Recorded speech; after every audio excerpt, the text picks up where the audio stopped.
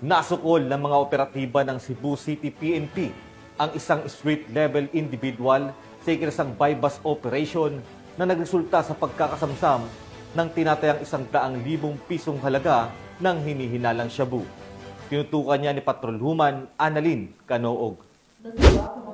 Ang nasa 102K na halaga na hininalang shabu mula sa street-level individual sinilunsad na bypass operation sa Barangay Kaputaw, Cebu City nito lamang Martes, 7 ng Oktubre sa taong kasalukuyan. Kinilala ni Police Major Timothy Romanelas, Station Commander ng Police Station 2, Cebu City Police Office ang suspect ni si alias Ungas, 48 anyos, residente ng Purok 3 Lower Barangay Kaputaw, Cebu City. Dakang alas 8:40 ng gabi nang magsagawa ng bypass operation ang operatiba na kung saan naaresto ang suspect. Nakuha mula sa kanya 3 pakete na hinalang shabu na aabot sa 15 na gramo at may standard drug price ng 102,000 pesos, Winston na cigarette box at bypass money. Agad na dinala ang suspect sa nasabing himpilan para sa dokumentasyon at tamang disposisyon. Patuloy ang maigting na kampanya ng kapulisan laban sa illegal na droga bilang bahagi ng advokasya para sa isang ligtas at maayos na pamayanan sa ilalim ng bagong Pilipinas. Mula dito sa Cebu City Police Office, ako ang inyong Police News Network Correspondent, Patrolwoman Annalyn N. Canoog.